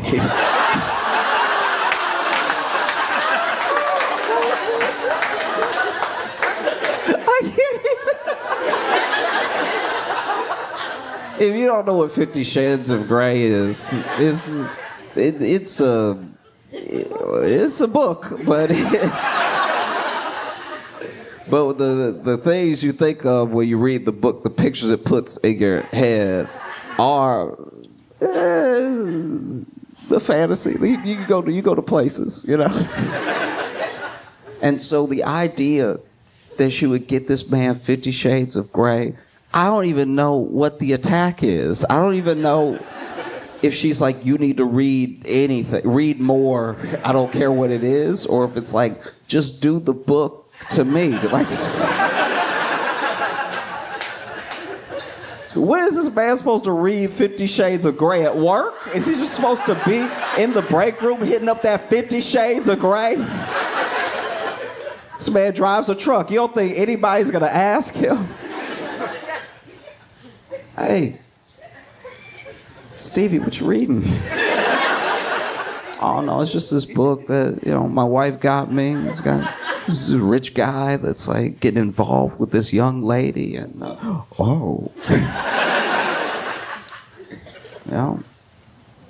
can't tell. She's like, you should read more, or do that to me, or I'm done with it. Like, she had also read 50 Shades of Grey, so I'm like, she just didn't get him anything.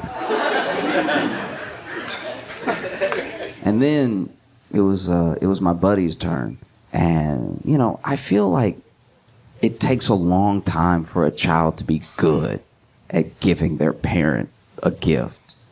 The first few gifts you give your parents are from other adults. That's just it. It's just like, hey, this beautiful diamond bracelet is from you and me. We're going to give it to your mom together. And then you stand there all proud like, yeah, the diamond bracelet is also from me. With all my 5-year-old disposable income.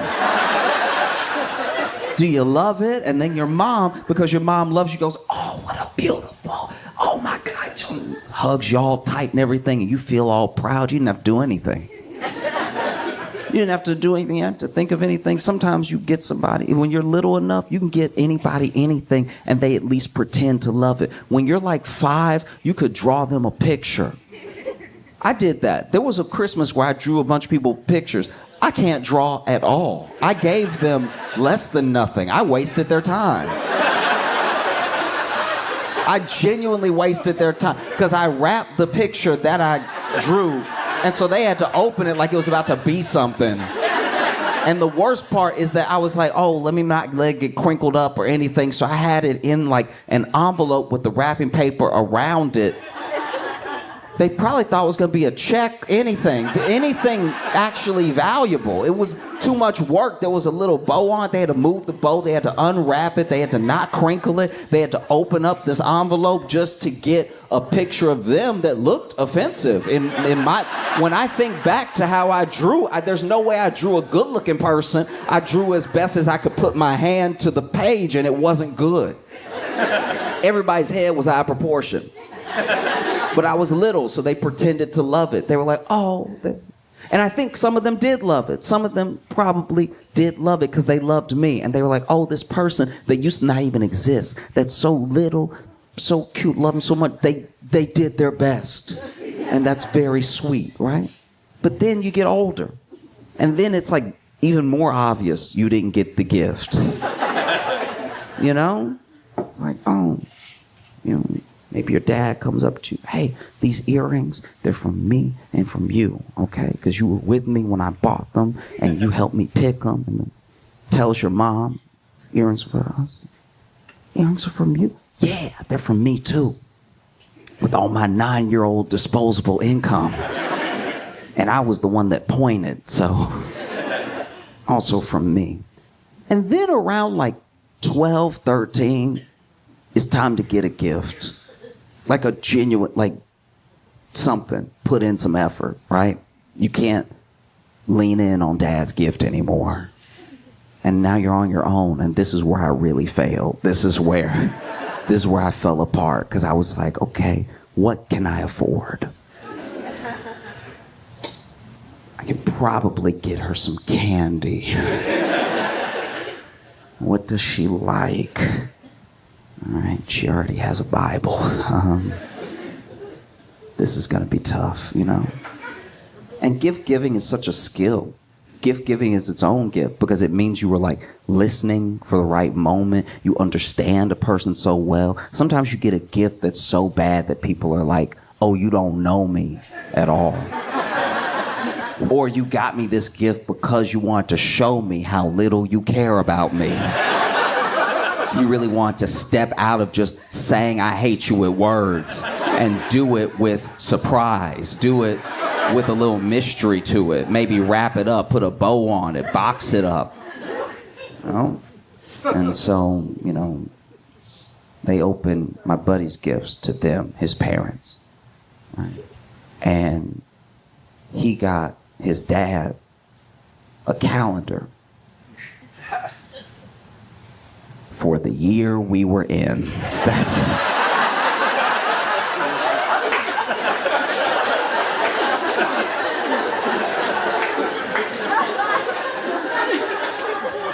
Almost all of the calendar had happened. And then he was like, son, there's only a little bit of the year left. You got me a planner for 6 days. And he was like, nah, Dad. All you gotta do is cross out the last number and it'll be a calendar for next year.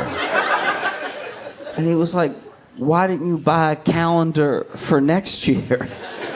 And he was like, they ran out. So I got one for this year. There were plenty of those.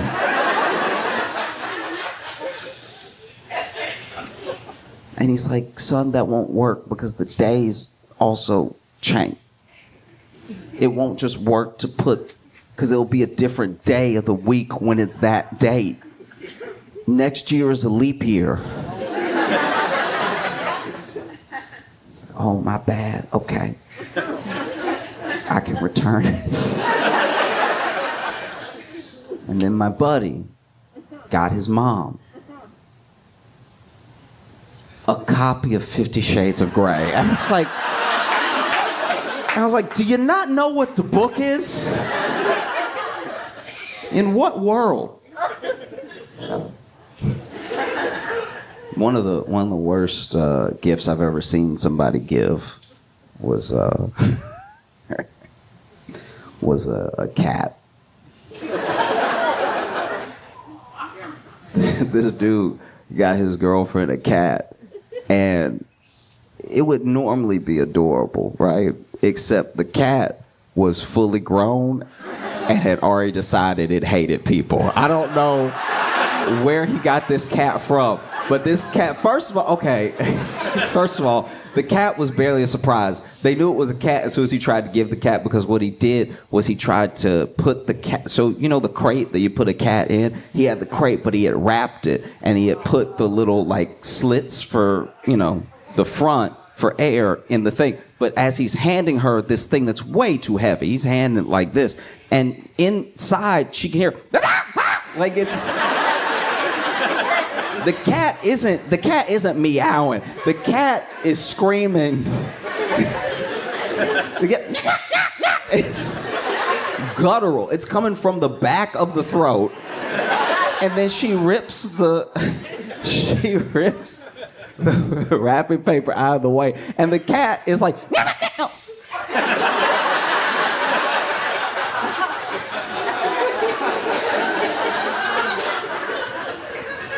And then she's like, oh, you got me a kitten, right?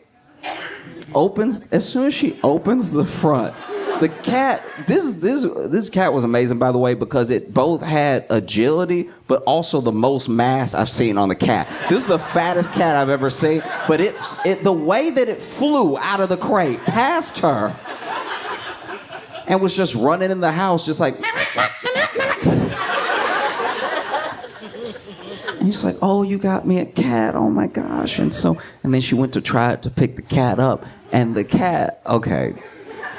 For a little while, I didn't believe it was a cat. For a little while, I thought it was either like an actual like bobcat from the wild or a demon. Because the way that she went to pick it up and then it stood up and was like... It did, like, it was ready to put his paws on her. Like, it was...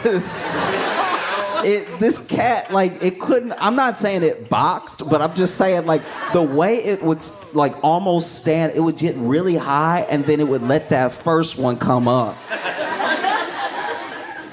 And this cat hated everyone and everything. And I was like, did you get the cat from, like, a shelter, or where'd you get the cat? And he was like, okay, look. Which is never a good pet origin story. He's like, okay, look, the cat crawled up into the hood of my car. It was cold, it wanted to be warm, and so it crawled up. And then when I was pulling the cat out, it just kept coming out. There was so much cat, because it's the biggest cat any of us have ever seen. I was like, it looked like a lion. Like, you can't just give someone a pet like that. A plant, I feel bad enough letting it die. You can't let an animal die. You can't just be like, oh, well, I didn't even meet this one. It shouldn't even be on me because it was a gift. That sounds so crazy, but it's true. It's like you've just given this person duties now. And not a lot of duties. The cat was very fat, and it was clearly a street cat, so it knows how to survive. This cat. I don't know if y'all saw, but a lot of the Amazon workers went on strike today. Like a bunch of them went on strike, yeah. Which I think is phenomenal, not just for workers' rights, but because I low-key have not got anybody anything yet. And like that's... Ooh-wee. When I was like, hey, yeah, give them whatever they want, all right? They should stay out there till January 2nd or something. Genuinely, I was like, oh man, okay, and then that means that things won't get delivered on. We serve a mighty God. We serve. You know? But yeah, the Amazon workers are striking. It's one of the biggest strikes against Amazon ever. I think it is the biggest ever against Amazon. And it's in different places and everything. And it's coming at a time where Amazon needs them desperately. Rest of the year, you could kind of, shirk them off. But this is Amazon promised us Christmas.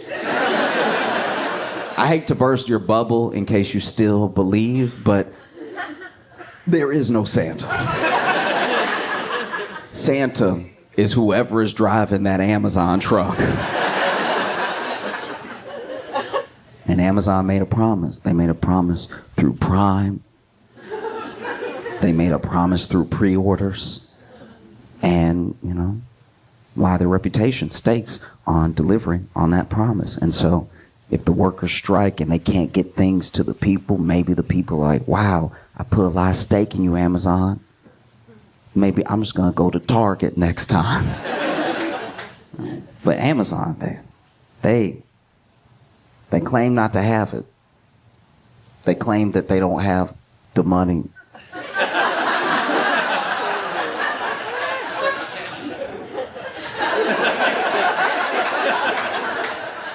If it's laughable to you, then imagine if you work at Amazon.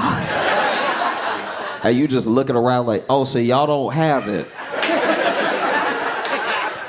The boss went to space. Tell me what you don't have again? Oh, we don't have it. We're not able. We need too many people working at the same time at a pace that's unrealistic because we tried to replace you with robots, but then, the robots killed themselves.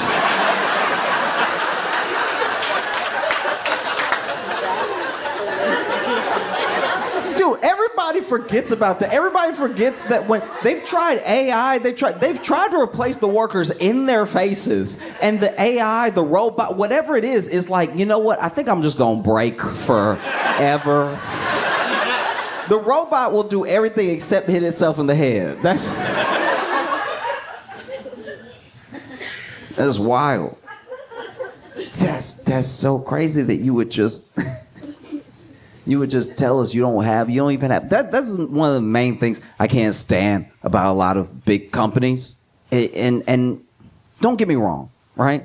In the future, you may even see me do like a partnership with a brand that I like. I'm not saying business in and of itself is evil. I'm not saying big business in and of itself has to be evil. I'm just saying the way that some of the most profitable companies in the world have worked is evil, right? And so my thing, especially with Amazon, is that there's always, for you, the customer, there's always surge pricing. There's never, across any company that I know of, outside of overtime, surge pay. That's all you need. If you had just been like, listen, for 3 months, working at Amazon's gonna be the most profitable.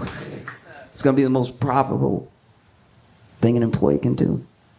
We're gonna pay you 2x, 3x, whatever it takes. Because we also know how much money they made because they tell us. Why would you do that? Why would you go on the news, by the way, to be like Amazon made a record-breaking whatever billion today on Prime Day, and then tell the people that work there, y'all, we ain't got it. The boss needs to go to space again. No, it's insane. Because it wouldn't do, I don't know, it wouldn't do what companies claim it would do, to pay more, if nothing else, during the seasons that you're asking them to work more. And we can't even begin to fathom the conditions all around that are like in an Amazon warehouse. We hear about them from time to time. People get fired or they get hurt or they quit, and then they tell us. And it never gets like fully enveloped all together. One, because there's not enough time. Too many people have been screwed over. It's like, we all know somebody who dated somebody that was like trash, right? Like they dated a bad person. After like the third testimony of dating this person, you're like, I don't even need to hear anymore. This person is undateable. They shouldn't be out. You know, and that's what it should be like with Amazon, but it's like the stories don't get to enough people, and there are people that are like, oh, I got docked pay for going to the bathroom. What they want me to do, you know? Or I got hurt at the warehouse because everybody's trying to meet these like specific time-stamped goals, and if they don't meet them, they might get fired, and this is the job that they have. This is how they're gonna pay their rent for the time being to make ends meet, so they're pushing the cart extra fast, not looking where they're going. They run over somebody's foot, they drop a box on somebody's head, and then there's a whole system in place. Instead of making a system to make it safer, instead of making a system to pay people more, or instead of making a system that just functions better, there's a whole system in place for when things go wrong. So that way, they don't have to pay people out, or they don't have to. You would rather hire a lawyer to come up with the type of NDA that when someone dies at work, their family can't sue, than to just do things the right way, you know? Because we've decided that it's like more profitable to be a bastard. I mean, but like,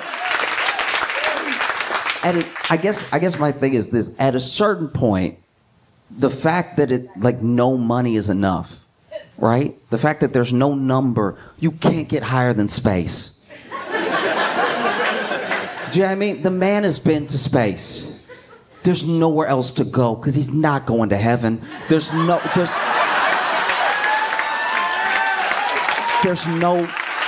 more. You have enough money. And I'm not even saying that as someone, look, I'll be honest with you. I'll be very honest with you right now. I would like to, in my lifetime, make a lot of money. I have no gripe with people who have a lot of money. It's only the way in which they make that money. That's all that ever bothers me when it does bother me. I usually don't care how much money anybody has. We're all on a different path. Some people are born with money. You can't help that. Some people make a lot of money through everyone wanting to buy their product. You can't help that. I'm not jealous of anybody. I want everybody to do well. It's just, I look at the state of things, right? And there's no perfect system. I'm not saying I have the whole answer. The answer is you're going to have to make less money. But I don't have an answer that they would like or implement, you know?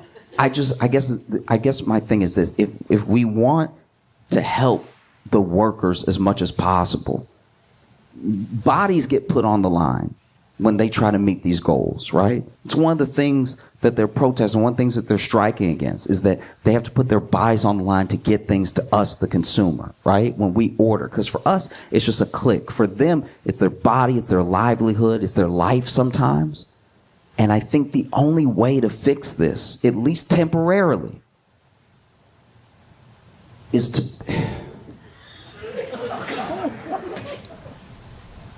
to bring back like 2013 Black Friday. I think rather than putting it all on them, we got to get out in the streets and we got to start beating the ever-living shit out of each other for the products that we want, that are supposedly on sale, right? Black Friday is a shell of itself, and it is unacceptable.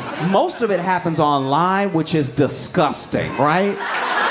We need to get these prices down, and actually down. I don't mean the thing that like Walmart does sometimes where it's the same price and they put it back the next day and they made you think it was lower because of the day. I'm talking about actually marketably lower, right? And then we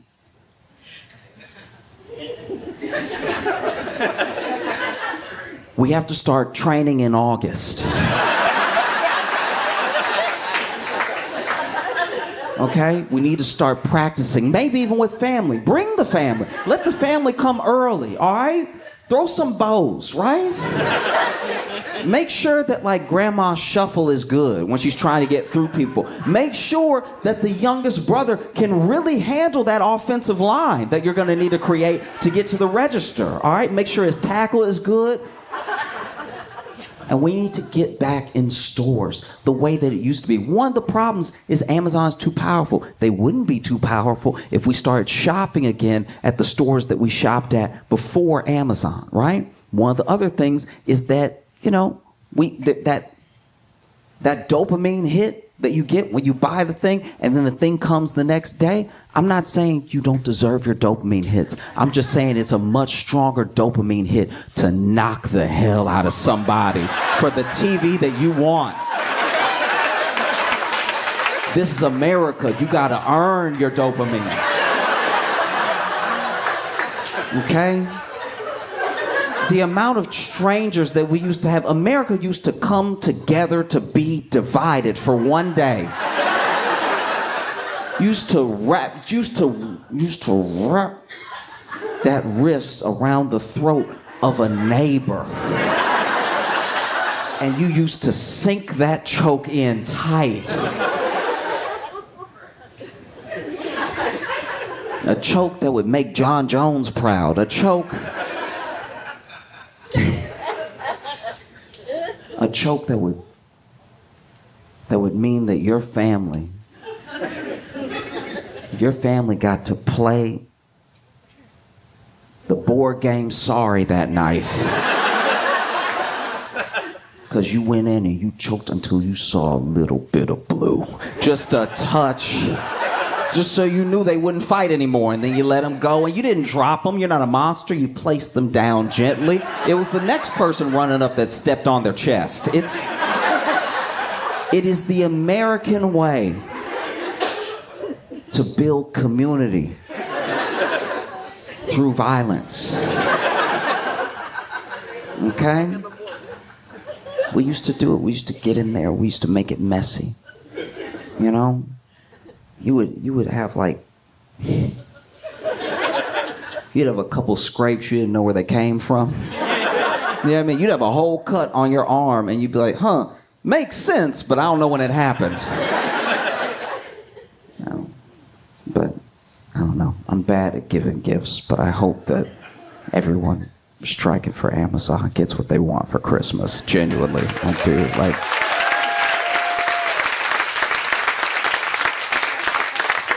I can tell I'm bad at giving gifts because all I can offer is jokes.